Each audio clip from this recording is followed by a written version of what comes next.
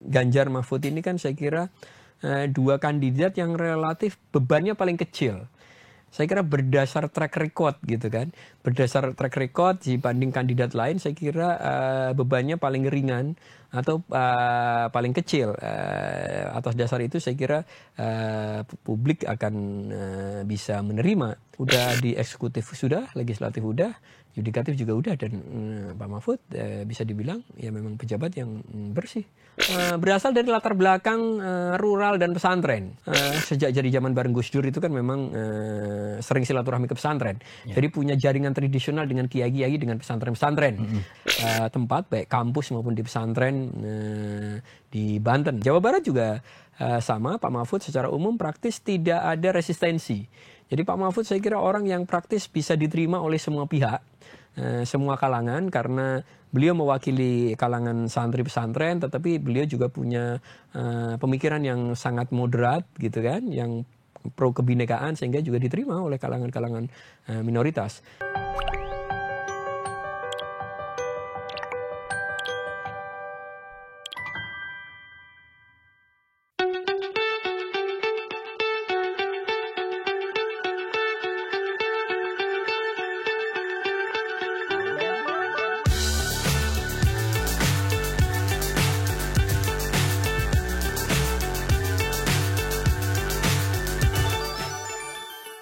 Assalamualaikum warahmatullahi wabarakatuh. Halo Tribuners, jumpa lagi dengan saya News Manager Tribun Network, Rahmat Hidayat. Kali ini kita kedatangan tamu politisi muda sekaligus mantan aktivis 98, Mas Syafiq Ali. Assalamualaikum, Gus. Waalaikumsalam. Saya ini bukan politisi muda. Bukan politisi muda ya? Mantan aktivis ini sekarang sudah resmi menjadi Direktur Komunikasi atau tim kampanyenya Prof. Mahfud MD. Saya ingin mengklarifikasi dulu, Mas Syafiq, sekarang apakah masih aktif di PBNU? Cuti. Di PBNU ada kebijakan bahwa pengurus yang terlibat dalam konteks tim pemenangan resmi capres, cawapres itu harus cuti. Saya salah satu yang cuti sekarang. Kapan pengajuannya? Ya minggu lalu. Kemudian disetujui. Ya, minggu lalu ada rapat PBNU yang memutuskan itu di semua layer, bukan hanya PBNU tapi juga di level-level di bawahnya. Artinya beberapa pengurus PBNU juga yang kemudian ikut dalam konstelasi demokrasi 5 tahun ini juga kemudian mengajukan cuti, tidak ada Mas Syafiq gitu ya? Betul, karena komitmen PBNU untuk berdiri di atas semua golongan. Mas Syafiq, kita pengen tahu, Mas Syafiq itu kemudian mau terlibat dalam ajang 5 tahun ini, memang Anda itu dipilih atau memang diminta oleh Prof. Mahfud? Tepatnya saya yang datang ke Pak Mahfud. Jadi saya bukan dipilih atau... Jadi saya menganggap ya Indonesia ini kan dalam tanda kutip udah relatif demokratis. Artinya ruang demokratis ini harus kita gunakan sebaik mungkin untuk mendorong proses agar lebih maju dan lebih baik. Dan saya merasa Pak Mahfud adalah salah satu nama yang muncul ya sebagai kandidat untuk menjadi presiden atau cawapres. Maka saya udah beberapa bulan yang lalu saya bersilaturahmi ke Pak Mahfud, bertanya ke Pak Mahfud. Ini kan nama Pak Mahfud itu selalu muncul dalam survei, padahal nggak pernah melakukan kampanye, nggak pernah pasang baliho, nggak pernah inilah ya, online juga nggak gitu kan. Tetapi namanya selalu ada di 3 besar. Makanya kemudian karena saya menganggap ya Indonesia punya seorang Mahfud MD. Sayang sekali kalau dia tidak masuk dalam kandidat sebagai baik capres atau cawapres. Jadi saya yang justru mungkin datang Pak Mahfud dan mencoba meyakinkan Pak Mahfud agar bersedia kalau misal nanti diminta menjadi cawapres salah satu kandidat gitu. Oh, jadi sebelum diumumkan Mas Syafiq terlebih dahulu memberikan saran atau advice kepada Prof. Mahfud. Ya, betul. Kalau boleh tahu sedekat apa sih Anda dengan Prof. Mahfud? Ya secara pribadi mungkin saya nggak deket-deket banget sama Mahfud. Saya bukan orang yang biasa main ke rumah gitu ya, beliau. Tapi saya sudah kenal Pak Mahfud lama. Di situ saya udah tahu sejak dulu Pak Mahfud sama Gus Dur ya, dari zaman PKB Pak Mahfud jadi salah satu menterinya Gus Dur. Kemudian waktu 2014 Pak Mahfud juga rame-rame mau dicalonkan gitu ya, salah satu kandidat juga yang muncul sebagai kandidat cawapres. Saya juga waktu itu bersentuhan sama Pak Mahfud, saya masih ingat ya, beberapa hari lah sebelum akhirnya batal itu salah satu orang yang ikut jagong gitu ngobrol dengan Pak Mahfud, walaupun akhirnya nggak jadi waktu itu kan, dari PKB nggak jadi. Terus kemudian 2019 itu juga saya jadi salah satu orang yang juga menemani Pak Mahfud waktu dipanggil istana malam itu ya gitu. Waktu itu ada Mbak Alisa Wahid, ada Mbak Yeni Wahid, ada beberapa orang lah, ada 6 orang kurang lebih. Saya orang yang juga ikut menemani Pak Mahfud di momen-momen krusial itu, yang beliau dipanggil istana dan kemudian dibilangin untuk mempersiapkan diri, tapi akhirnya batal juga. Jadi ya praktis mungkin 3 kali pemilu itu saya memang ikut menjadi teman diskusi di sekitar Pak Mahfud. Dulu batal, sekarang resmi menjadi calon wakil presiden. Kalau boleh tahu, Prof Mahfud sempat curhat ke Mas Syafiq seperti apa itu? Ya tidak, Pak Mahfud sebenarnya udah relatif nothing to lose. Pak Mahfud ini seperti disampaikan gitu ya.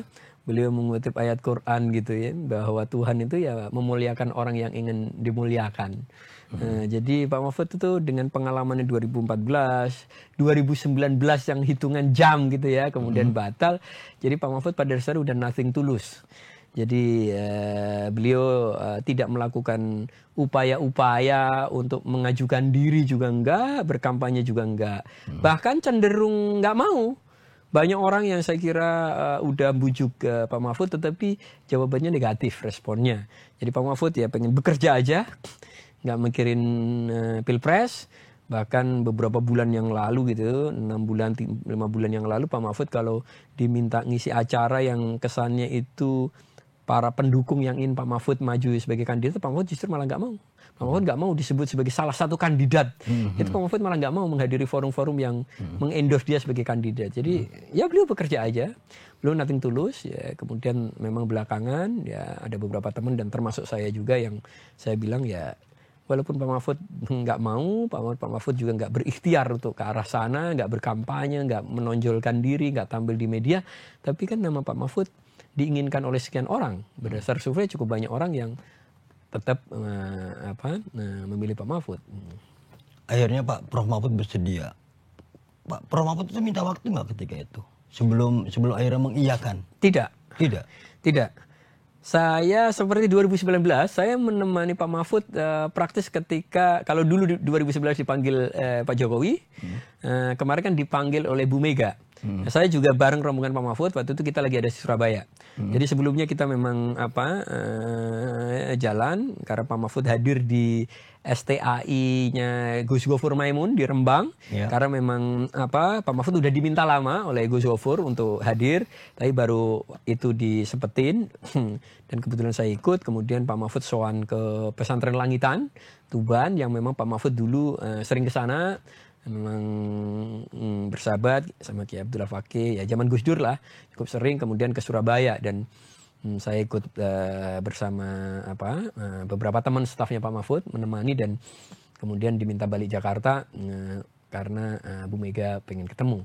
Nah, jadi terus kita itu hari Senin ya, praktis hari Senin malam balik, terus Selasa itu ketemu sama Bu Mega, diminta, dan ya Pak Mahfud bersedia karena memang ya praktis sebelumnya kan udah ada pembicaraan yang ya ini anggap aja ya banyak rakyat yang memang mengingat Pak Mahfud. Jadi walaupun Pak Mahfud nggak berupaya, tetapi banyak orang yang berharap. Termasuk dengan Mas Ganjar mungkin bertemu sebelum dipengumumkan secara resmi? Ya sebelumnya seperti yang diinformasikan Pak Mahfud ada beberapa kali pertemuan, tapi saya pribadi tidak tahu ini. Mas Syafiq, kalau boleh tahu, Ganjar, Mahfud yang diyakini Mas Syafiq sebagai tim pemenangan, apa bisa kemudian mendapatkan simpati kepada masyarakat? Ya saya kira bisa ya, karena saya menganggap ya, dari awal saya menganggap bahwa Pak Mahfud adalah salah satu orang sosok yang layak. Sangat orang yang layak. Dan saya kira orang yang berpikir seperti saya ada cukup banyak. Yang paling tidak ditunjukkan oleh survei gitu ya. Bahkan Pak Mahfud lebih tinggi surveinya dari sejumlah orang yang mungkin sudah berkampanye atau mengajukan diri di situ. Jadi menganggap bahwa ada banyak orang yang memang menginginkan Pak Mahfud, dan Pak Mahfud ini kan, Ganjar Mahfud ini kan saya kira dua kandidat yang relatif bebannya paling kecil. Saya kira berdasar track record gitu kan, berdasar track record dibanding kandidat lain, saya kira bebannya paling ringan atau paling kecil. Atas dasar itu saya kira publik akan bisa menerima di situ. Karena kan pertama-tama kan kita milih itu kan sebelum urusan gagasan yang ditawarkan, yang semua kandidat punya gitu, itu kan track recordnya. Saya kira berdasar track record ya, Ganjar Mahfud ini bebannya paling kecil. Pak Mahfud itu udah jadi pejabat udah cukup lama, tapi praktis ya relatif tidak punya kasus gitu kan. Nggak mudah untuk mencari orang yang menjabat sekian lama tapi tidak punya kasus. Gitu kan. Pak Mahfud itu sudah pernah jadi menteri zaman Gus Dur, pernah jadi anggota DPR, pernah terlibat di ketua Mahkamah Konstitusi, kemudian jadi menteri lagi. Artinya udah di eksekutif sudah, legislatif udah, yudikatif juga udah, dan Pak Mahfud bisa dibilang ya memang pejabat yang bersih. Ya. Lebih enak menjualnya karena distorsinya sangat dikit ya, atau minimal tidak ada. Betul. Yang kedua juga Pak Mahfud berasal dari latar belakang rural dan pesantren. Di mana saya kira kan kita tahu bahwa pemilih Muslim ini kan besar sekali. Ya.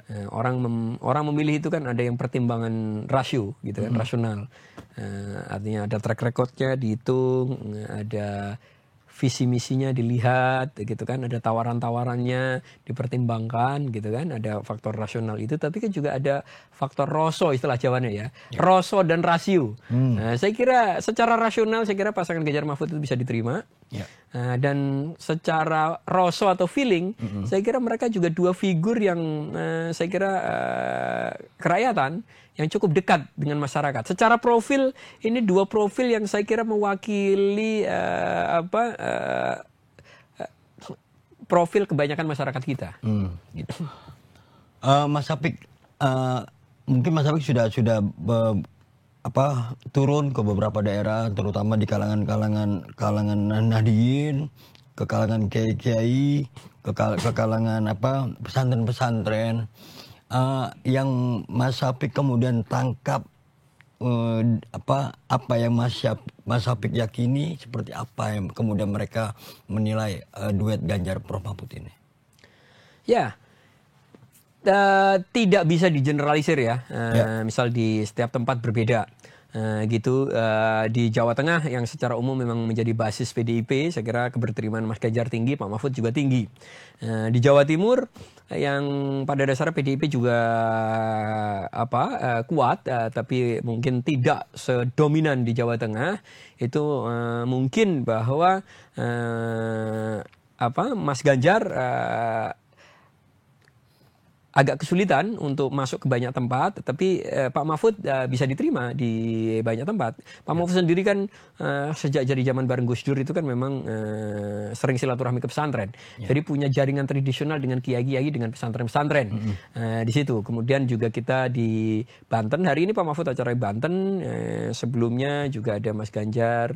Itu juga kemarin juga kita tahu ada Abuya Muhtadi, itu juga menyatakan dukungannya, dan ini akan roadshow di sejumlah tempat baik kampus maupun di pesantren di Banten. Jawa Barat juga sama, Pak Mahfud secara umum praktis tidak ada resistensi. Jadi Pak Mahfud saya kira orang yang praktis bisa diterima oleh semua pihak, semua kalangan, karena beliau mewakili kalangan santri pesantren, tetapi beliau juga punya pemikiran yang sangat moderat gitu kan, yang pro kebinekaan, sehingga juga diterima oleh kalangan-kalangan minoritas. Memang kalau kita ngomong urusan elektoral, ini ada situasi mungkin di banyak tempat, terutama memang di Jawa Timur, kita ini kan telat istilahnya, telat masuk. Nah, Pak Mahfud ini kan baru di baru jalan praktis ya ketika habis dideklarasikan. Ya. 1 bulan ini gitu kan, bulan Oktober kemarin. Jadi praktis kita telat masuk ke kantong-kantong yang sebenarnya Pak Mahfud punya jaringan tradisional di situ. Nah, sementara udah kandidat-kandidat lain itu udah masuk duluan dari beberapa bulan yang lalu atau bahkan ada dari tahun yang lalu. Artinya ada situasi memang di beberapa tempat kita terlambat, tetapi kita mulai komunikasi dengan sejumlah kalangan gitu kan. Pak Mahfud terutama memang komunikasi dengan sejumlah kalangan pesantren gitu, tokoh muslim, dan ya alhamdulillah diterima dengan baik ya. Kemarin Pak Mahfud habis dari Bogor ke salah satu pesantren yang pesantren tua juga, yaitu Bakom. Di Bogor, sebelumnya kan ada 2 pesantren tua yang juga besar di Bogor, itu ada Bakom dan ada Pagentongan. Sebelumnya Mas Ganjar udah di Pagentongan dan kemarin Pak Mahfud ke Bakom. Ini menarik karena pesantren ini berpuluh-puluh tahun nggak mau menerima kandidat capres atau cawapres, tetapi baru kemarin tuh pesantren ini bersedia menerima Pak Mahfud. Gitu. Mas Hafik tadi sebutkan tadi ada beberapa kantong-kantong yang sudah lebih dulu dimasuki oleh tim dari kandidat lain. Ya. Kemudian Mas Hafik dan timnya juga akan kemudian masuk ke situ. Kemudian bagaimana cara mengubah atau meyakinkan dengan apa yang kemudian Mas Hafik Prof Mahfud bisa menang di situ misalnya. Ya, kita tetap menjalin komunikasi dengan memang jaringan-jaringan, apalagi terutama sesepuh-sesepuh atau kiai-kiai ya. Karena memang pada dasarnya hubungan baik itu kan yang harus dijaga. Memang sebelumnya udah berteman dengan Pak Mahfud ya tetap berteman, terlepas dari dukungan politiknya kemana. Artinya komunikasi tetap dibangun, tetapi kita juga melihat memang kan dalam politik kan mungkin ada ikatan-ikatan, ada irisan-irisan yang apakah masih mungkin bergeser atau tidak. Artinya terhadap irisan-irisan yang memang ya kayaknya kecil kemungkinan bergeser ya kita mungkin bersilaturahmi aja. Tetap bagaimana kontestasi demokrasi itu tidak merusak ukhuwah ya, persahabatan itu. Tetapi kalau kita menyaksikan pada dasarnya juga tidak ada irisan-irisan itu kan ya kita yakinkan bahwa ya Ganjar Mahfud ini pilihan yang paling baik buat beliau, misal kiai, buat komunitas ini, buat komunitas itu. Nah, itu yang kita lakukan gitu loh. Ada hal-hal karena misal kayak di Jawa Timur kan ada cukup banyak mungkin di lingkungan pesantren yang memang berpolitik. Kalau dia udah berpartai A atau berpartai B kan otomatis kan dukungannya juga akan ke kandidat yang dicalonkan oleh partai tersebut. Nah, situasi seperti itu kan tidak mudah untuk misal diajak oleh Pak Mahfud. Tetapi kami ya menemukan ada situasi yang sebenarnya banyak orang yang cocok dengan pasangan misal Ganjar Mahfud, tetapi memang situasinya mungkin udah kadung memberikan komitmen atau memberikan dukungan secara publik terhadap kandidat yang lain. Sekeyakinan Mas Hafik kalau dari kalangan Gus Durian gimana Mas Hafik? Nah, kalau Gus Durian ini yang dimaksud jaringan Gus Durian Indonesia yang di bawah koordinasi Mbak Alisa Wahid. Kalau jaringan Gus Durian Indonesia komitmennya seperti PBNU. Jadi tidak terlibat politik praktis. Karena juga jaringan Gus Durian itu kan bekerja untuk isu-isu kebangsaan yang seringkali memang berurusan sama semua pihak. Berurusan sama banyak lingkaran, banyak komunitas atau juga kelompok-kelompok yang afiliasinya mungkin beda-beda gitu ya dalam konteks partai politik. Jadi jaringan Gus Durian mengambil posisi itu, tetapi kita sebagai pribadi kan punya hak untuk mendukung. Makanya kayak saya pengurus PBNU, tetapi saya nggak boleh menggunakan kantor NU. Nggak boleh menggunakan fasilitas NU atau bendera NU. Makanya saya dalam konteks kapasitas pribadi, kebetulan ya saya kenal cukup banyak. Saya kira jangan teman-teman muda NU, saya juga dulu aktif di 98. Ada cukup banyak teman-teman yang zaman 98 juga aktif yang juga cocok dengan Ganjar Mahfud. Jadi saya bekerja dengan mereka ini. Saya tidak bekerja dengan misal kesannya jaringan pengurus PBNU, karena pengurus PBNU secara organisasi harus beyond kelompok. Ya kayak pegawai negeri lah gitu kan. Pegawai negeri itu kan nggak boleh berkampanye menggunakan kantor, fasilitas kantor, mobil kantor gitu kan, dan segala macam. Itu saya lakukan. Di Gus Durian juga sama pada dasarnya. Di situ saya tidak bertindak atas nama Gus Durian, tapi saya bertindak atas nama diri saya, dan kebetulan memang ya saya ini mantan aktivis 98 yang ya tidak bisa mengacuh terhadap politik. Ya, 98 itu kan spiritnya adalah memperjuangkan demokrasi kan, reformasi gitu, dan ketika saya melihat bahwa ada peluang untuk memajukan demokrasi, ya saya harus ikut bekerja, atau karena saya melihat ada potensi demokrasi itu mundur, ya saya harus bekerja agar itu tidak terjadi. Ini timnya Mas Hafik ini bergabung dengan TPN atau kemudian ada tim sendiri? Kemudian siapa sih orang-orang di dalamnya ini yang kemudian Mas Hafik rekrut untuk kemudian sebagian bergabung di TPN, sebagian tidak. Gitu. Di TPN kan ada struktur gitu kan. Misal saya di TPN, mungkin tanggung jawab saya hanya urusan cyber gitu kan. Karena mungkin di teman-teman di TPN kan saya dikenal sebagai aktivis online gitu ya, yang online, aktif gitu di Twitter, dan saya memang dianggap melek internet gitu kan. Saya sama teman-teman dulu generasi pertama ikut mendirikan NU Online, dan saya juga membuat website keislaman yang lain, islami.co. Artinya saya dipandang memang kompetensi saya di dunia online atau cyber. Jadi saya di TPN posisinya sebagai salah satu direktur di urusan cyber. Tetapi dalam konteks Pak Mahfud mungkin saya menangani lebih banyak hal, termasuk jaringan, karena kebetulan memang saya punya background aktivis 98 yang kemudian punya jejaring yang cukup luas di berbagai kota di Indonesia. Ya, termasuk jelang debat antar capres cawapres ini juga sudah tersusun ya kira-kira apa yang akan ini. Nah itu disusun bersama dengan TPN. Mas Hafik, menurut Anda ini sebagai kacamata aktivis dan sebagai seorang anak muda NU, Nahdliyin atau kaum sarungan yang disebut itu selalu seksi setiap 5 tahunan, Mas Hafik. Menurut Anda, apakah memang kalangan Nahdliyin itu memang menjadi penentu dalam setiap pertarungan 5 tahunan ini, Mas Hafik? Kalau kita lihat 2019, ya bahwa Nahdliyin ini penentu. Bagaimana kita saksikan, saya kira Jokowi sama Kiai Ma'ruf bisa memenangi presiden. Padahal kita tahu mungkin bahwa Kiai Ma'ruf juga bukan tipe orang yang biasa jalan ke grassroots. Jadi yang bekerja 2019 benar-benar mesin dan jejaring sosial NU. Di situ itu saya kira yang menyumbang kemenangan dari Jokowi Ma'ruf, karena kan nggak semua tempat berdasar survei waktu itu dimenangi oleh Jokowi. Akhirnya kalau tanpa mesin NU di tempat-tempat itu Jokowi akan kalah kalau mungkin bergandengan dengan kandidat lain. Itu satu artinya. Dan kedua, memang ya berdasar survei jumlah warga NU itu banyak sekali. Walaupun jumlah warga NU yang puluhan juta gitu kan, ada sebuah survei kalau dihitung kan 90 juta gitu ya, karena praktis 50 sekian % jumlah muslim Indonesia itu mengaku NU gitu. Di situ, atau tradisinya NU, yang mengaku NU aja angkanya udah 30-an juta gitu loh. Yang menjalankan tradisi NU, terhubung sama NU kan angkanya besar sekali. Artinya dengan angka yang besar ini saya kira memang NU menjadi salah satu penentu. Di mana suara NU itu mengarah, ya kandidat itu kemungkinan akan punya kans memenangi pilpres lebih besar ketimbang yang tidak bisa dapat dukungan dari seluruh NU.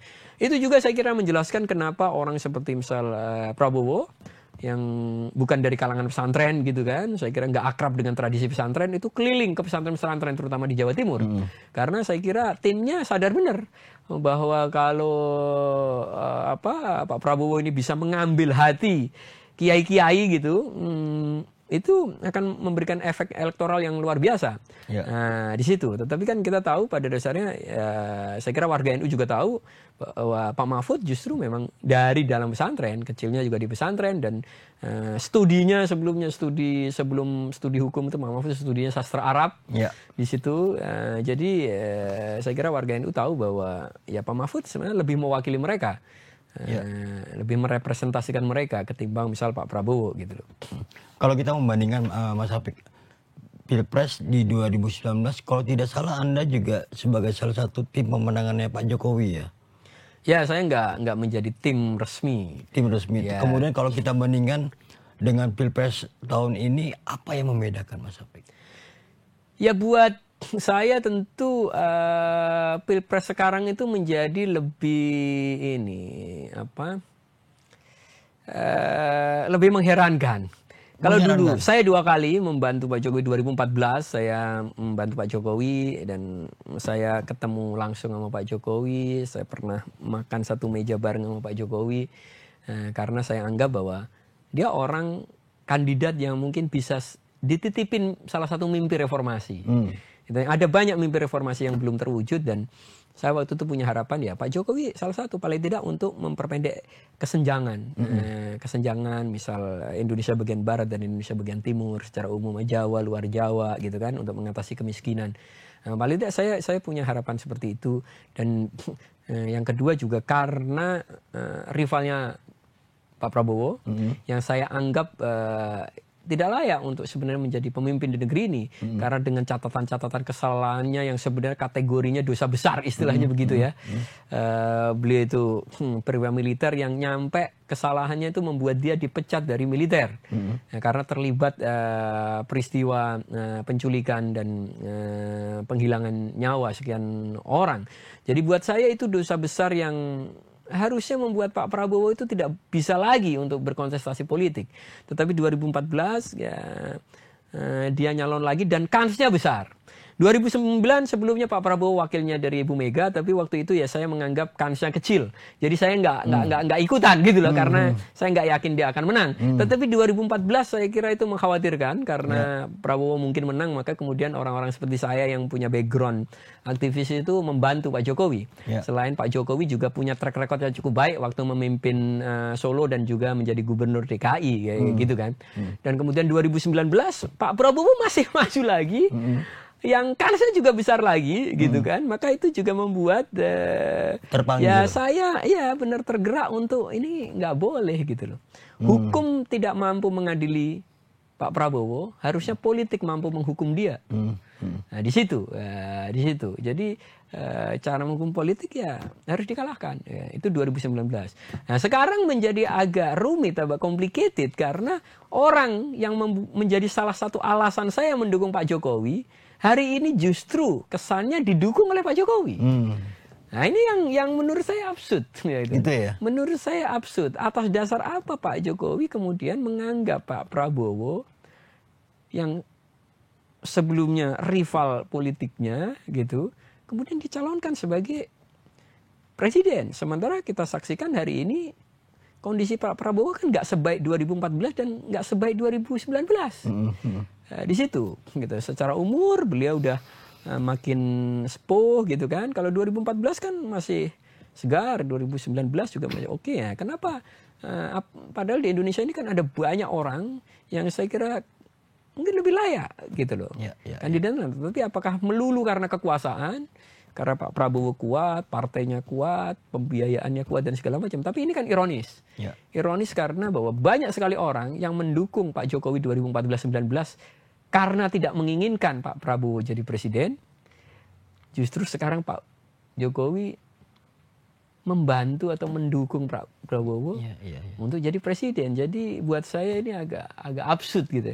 Ya tapi ya udah saya terima bahwa ini realitas politiknya dan saya sudah memutuskan ya membantu Pak Mahfud dan Mas Ganjar untuk meyakinkan warga Indonesia bahwa ini adalah kandidat yang lebih layak untuk memimpin Indonesia karena relatif tanpa beban. Ya. Kalau menurut Mas Apik, perubahan dari Pak Jokowi apa sih? Saya pribadi ya jujur memberi catatan, saya kira di periode kedua Pak Jokowi saya bilang saya kira tidak cukup berhasil. Saya senang dengan periode pertama. Periode pertama nggak ada ketua partai yang dijadikan menteri, ya kan? Sejumlah profesional, Pak Jokowi punya menteri-menteri, ada Bu Susi gitu kan, yang mungkin berani melakukan dobrakan walaupun kontroversial. Juga sempat ada Pak Jonan ya. Sempat ada Pak Jonan ya gitu. Saya kira ada beberapa menteri yang kita tahu memang etosnya kerja dan relatif bebas skandal waktu periode pertama. gitu. Karena tidak Pak Jokowi semangatnya tidak terlalu akomodatif terhadap partai-partai. Bahkan ketua partai tidak dijadikan menteri ya gitu kan, itu ada statement. Tetapi di periode kedua pendekatannya Pak Jokowi udah beda, semangatnya Pak Jokowi udah beda. Justru di periode kedua Pak Jokowi menjadikan banyak ketua partai atau petinggi partai menjadi menteri, yang kemudian itu yang saya kira berimplikasi pada banyaknya kasus korupsi di periode kedua, dan angkanya nggak tanggung-tanggung. Angkanya tidak tanggung-tanggung, triliun gitu kan. Dari kasus aja misal BTS itu di Kominfo, angkanya 8 triliun yang dianggap kerugian negara. Juga ada banyak kasus-kasus yang lain juga, ada korupsi Jiwasraya, ada Asabri, ada banyak, kita tahu ada banyak kasus, bahkan ada korupsi infrastruktur jalan tol yang kerugiannya juga 1,2 triliun. Nah, saya kira pergeseran pendekatan Pak Jokowi yang mungkin lebih mementingkan stabilitas, ya kan, itu berdampak pada maraknya korupsi di periode kedua. Mungkin Pak Jokowi agak trauma dengan 212, dengan serangan dari Gerindra dan Demokrat yang sangat keras waktu itu sebagai oposisi gitu ya. Ada Fadlizon, ya, Fahri Hamzah gitu kan, yang tiap hari mungkin menyerang Pak Jokowi di periode pertama. Dan mungkin Pak Jokowi agak terganggu dengan itu. Dan di periode kedua dia menggunakan pendekatan yang berbeda. Dia berusaha merangkul partai-partai ini gitu. Bahkan Prabowo dimasukin pada rival di Pilpres tapi dijadikan menteri, dia berusaha merangkul agar mungkin dia nggak diributin. Biar nggak diributin dan kemudian biar situasi itu stabil, adem, dan harapannya mungkin biar dia enak bekerja. Karena nggak diributin. Tapi yang terjadi kan, kita tahu banyak proyek juga nggak sesuai harapan mungkin, dan justru korupsinya merebak. Nah ini yang sangat disayangkan. Gitu loh. Jadi pendekatan yang sangat akomodatif Pak Jokowi terhadap partai-partai justru membuat saya kira korupsi merebak gitu loh. Yang saya tangkap Anda kecewa dengan Pak Jokowi kemudian mendukung pencalonan Ganjar. Saya tidak kecewa. Saya dalam urusan politik saya tidak punya kekecewaan pribadi. Tetapi saya akan bertindak yang kira-kira mendorong ekosistem yang lebih baik. Saya udah lama nggak kecewa dalam politik gitu. Jadi tapi saya berpikir bahwa kalau sesuatu ini implikasinya buruk, saya harus ikut bekerja menahannya. Dan kalau sesuatu ini implikasinya baik, saya harus bekerja untuk ikut mendorongnya. Jadi nggak ada urusan kecewa. Saya nggak punya harapan pribadi terhadap presiden. Saya membantu 2 kali. Saya nggak berharap reward secara personal. Hidup saya udah baik-baik aja. Saya udah merasa cukup dengan apa yang saya miliki. Gitu. Saya sebagai orang swasta, saya punya kompetensi, saya punya kemampuan yang bisa menanggung hidup saya. Saya nggak berharap apa-apa terhadap kekuasaan. Saya beberapa kali ketemu Pak Jokowi, ya makan bareng. Saya pernah ngomong, ya jadi semacam narasumber mewakili teman-teman. Gitu. Bahkan beberapa bulan yang lalu, 2 bulan yang lalu saya masih ada di sebuah acara yang berdiri di sampingnya Pak Jokowi di Sentul. Di Sentul itu ya? Iya kan? Itu baru beberapa bulan yang lalu. Artinya secara pribadi saya nggak, tetapi bahwa saya sebagai warga negara dan saya sebagai mantan aktivis yang punya aspirasi terkait demokrasi, terkait pemisahan kekuasaan, terkait pemberantasan kemiskinan, terkait ini KKN, terkait memperpendek gap Jawa luar Jawa, terkait ide kemajuan. Dalam konteks itu mungkin mungkin istilah kecewa bukan hal yang tepat karena saya sudah tidak, tetapi bahwa tindakan-tindakannya saya kira tidak mengarah ke arah sana. Pak Jokowi masih punya mimpi mungkin untuk itu. Pak Jokowi punya agenda memajukan Indonesia dan saya percaya itu. Tetapi saya kira pendekatannya tadi misalnya saya contohkan dengan cara mengakomodasi partai-partai justru bikin blunder. Bukan kemajuan yang dicapai, tapi justru ada banyak hal-hal yang buruk terjadi, korupsi gitu. Dan seiring itu juga ada banyak kepentingan yang nempel di kanan kiri kekuasaan. Dan itu lazim, ada sebuah kata the iron law of oligarki. Jadi memang oligarki itu konsekuensi yang nyaris tak terelakkan dalam diri partai-partai. Makanya ada sebuah buku yang membahas tentang partai politik dan oligarki di partai-partai itu nyaris tak terhindarkan. Makanya disebut iron law, hukum besi, karena itu tak terelakkan. Nah, saya membaca referensi-referensi itu, jadi ketika itu terjadi saya nggak kecewa. Jadi buat saya berpolitik bukan urusan kecewa atau tidak kecewa, tetapi bahwa kita berpikir memastikan bahwa Indonesia ke arah yang benar dan lewat mekanisme yang benar. Nah, di situ. Dan saya melihat Pak Jokowi di era keduanya, saya udah punya keprihatinan terhadap itu. Bahkan terkait misal rangkap semangat yang bertentangan dengan pemisahan duisfungsi ABRI gitu ya. Itu sudah terjadi di akhir periode pertama. Di akhir periode pertama itu sudah banyak sekali perwira-perwira aktif yang menduduki posisi-posisi yang harusnya tidak diduduki oleh militer.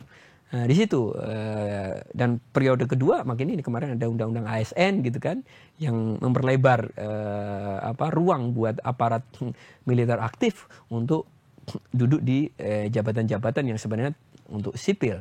Nah, ini kan menyalahi semangat negara demokratis, semangat anti duifungsi ABRI yang dulu udah digariskan oleh reformasi. Ya. Mas Taufik, kita kembali ke Ganjar, Prof Mahfud. Tentu kalau di Jawa mungkin sudah gampang di mapping ya. Kayak kita mau tahu strategi apa yang kemudian Mas Taufik dan kawan-kawan lakukan ketika kampanyenya. Tentu kampanyenya berbeda ya dengan ketika Prof Mahfud atau Mas Ganjar tuh menemui konstituennya atau menemui pendukungnya. Tapi kalau misalnya dari Mas Taufik sendiri, metode apa yang dilakukan misalnya di luar Jawa, di Kalimantan, di Sumatera, atau di Bali, di Papua tuh dengan metode apa yang kebetulan orang NU-nya tidak lebih banyak dibandingkan Jawa gitu. Ya. Saya tidak sepenuhnya bisa cerita tentang strategi itu akan seperti apa. Ya, tapi secara umum adalah kita akan mengatakan bahwa Pak Mahfud itu orang yang ya layak karena Pak Mahfud itu bersih. Pak Mahfud orang yang belak-belakan, orang yang tegas, dan orang yang menghormati aturan main, menghormati hukum di situ. Dan track recordnya sudah lama. Dan Pak Mahfud punya background kesantrian yang kuat sehingga dia juga akan peka dengan misal dunia pesantren, kepentingan pesantren. Nah, seperti itu. Kita menyaksikan bahwa kita melihat berdasar survei itu likability Pak Mahfud kan paling tinggi. Paling tinggi dibanding cawapres yang lain, bahkan dibanding capres. Gitu. Jadi Pak Mahfud ini berdasar survei SMRC kan likability-nya 82-83%. Ya, di antara orang yang mengenal Pak Mahfud itu umumnya itu positif. Umumnya seneng. Nah, ini paling tinggi di antara. Artinya kan Pak Mahfud ini skupnya nasional, bukan hanya di Jawa, bahkan bukan hanya kalangan pesantren NU gitu, bukan hanya Nahdliyin gitu. Tetapi kita menyaksikan Pak Mahfud ini skupnya nasional karena memang diskursus yang dibangun Pak Mahfud ini kan justru diskursus yang sifatnya nasional. Ya. Pak Mahfud sering berbicara tampil soal hukum gitu kan, soal toleransi, soal keberagamaan gitu kan, soal konstitusi. Ini kan hal-hal yang pada dasarnya menjadi concern semua masyarakat, bukan hanya di Jawa, tapi juga di luar Jawa. Saya kira Mas Ganjar juga mewakili, dia ketika jadi gubernur Jawa Tengah juga mewakili.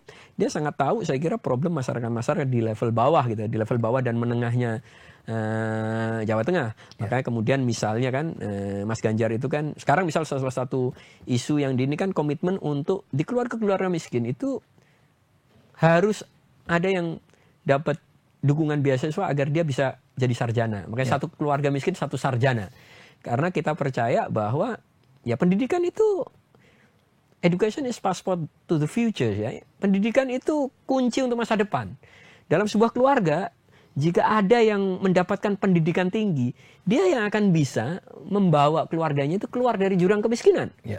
Nah di situ itu pendidikan adalah cara terbaik karena dengan wawasan itu orang bisa melihat kesempatan-kesempatan dan punya skill dan knowledge baru yang membuat dia bisa mengatasi masalah-masalahnya. Kemampuan dia untuk mengambil keputusan juga akan lebih baik. Nah di situ makanya saya kira itu satu contoh gitu. Kemudian di segmen pemilih Muslim gitu kan, misal kemarin kita diskusi bahwa masyarakat Indonesia itu masyarakat yang sangat religius. Di situ ibaratnya 94% penduduk Indonesia itu memang religius. Dan 90% rata-rata, ada di beberapa wilayah itu mungkin 87%, itu pada dasarnya taat. Baik yang Muslim, Katolik, Kristen, Hindu, pada taat. Pada rajin menjalankan kewajibannya sebagai umat beragama. Makanya kemudian, dan banyak orang misal kalau di Islam itu kan semua orang tua itu punya concern agar anaknya bisa baca Quran. Ya kan? Banyak sekali orang tua itu yang punya concern agar anaknya baca Quran, bukan semata dia pinter sains, pinter matematika, pinter biologi, pinter bahasa Inggris, pinter coding atau programming atau komputer. Tapi banyak orang tua itu di umur pendidikan dasar anak-anak itu pengen semua anaknya pengen bisa deh. Sampean mungkin pengen kan anaknya ya bisa baca Quran. Nah, itu tinggi sekali. Tetapi kita tahu bahwa penghargaan terhadap guru-guru ngaji itu kan masih sangat rendah. Kalau dibandingkan penghargaan terhadap guru ngaji dengan penghargaan terhadap guru bahasa Inggris atau guru les matematika, kan beda banget. Artinya walaupun kita ini menganggap sangat penting agama, sangat penting baca Quran buat orang yang muslim, tapi penghargaan kita terhadap guru-guru agama itu sangat rendah. Saya sendiri ini kan pernah kuliah di IAIN, saya kira standar ya standar kalau gaji di ini sama di bidang lain kan beda banget. Artinya ini ada paradoks. Kita ini menganggap penting agama, tetapi penghargaannya terhadap mereka yang punya concern untuk merawat kehidupan beragama itu rendah. Nah, Pak Mahfud punya kesadaran itu. Pak Mahfud tahu itu, makanya mulai dipikirkan teman-teman, ya gimana memang harus ada insentif sebenarnya terhadap guru-guru ngaji misalnya, gitu-gitu kan, terhadap masjid. Kalau kita kenal ada bantuan operasional sekolah, ini bantuan operasional masjid, ya, tinggal angkanya berapa, ya dihitung.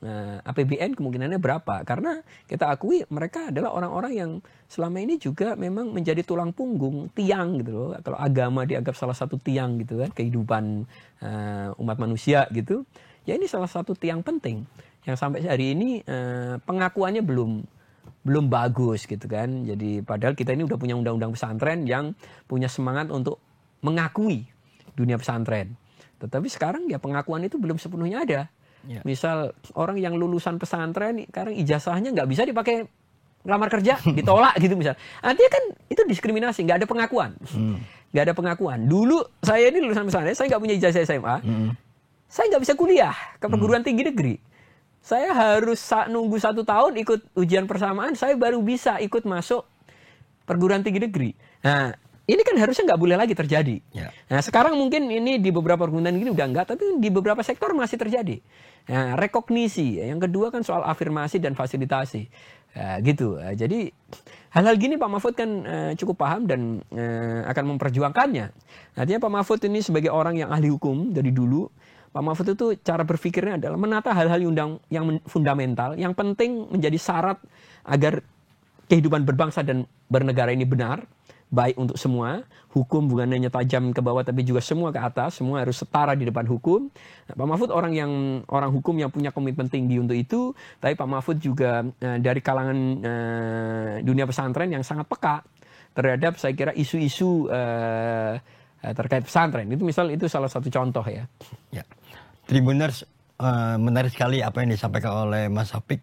Mas Apik sekarang mantan aktivis yang sekarang masuk menjadi tim pemenangannya Ganjar Prof Mahfud. Tadi mungkin sekilas sudah kita memahami kira-kira visi misinya Ganjar dan Prof Mahfud. Apa yang akan dilakukan jika kelak nanti memang akan dipercaya oleh rakyat dalam ajang pertarungan Pilpres tahun ini. Sekian, terima kasih Pak Tribuners. Kita lain waktu kita akan ketemu dengan tokoh yang lebih kompeten lagi dan top lagi seperti Mas Apik. Wallahu muwaffiq ila wa a'lam bithoriq. Assalamualaikum warahmatullahi wabarakatuh.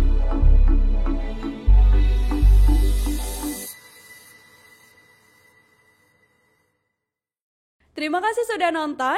Jangan lupa like, subscribe, dan share ya.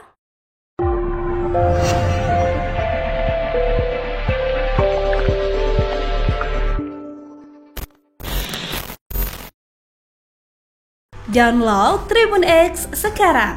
Menghadirkan lokal menjadi Indonesia.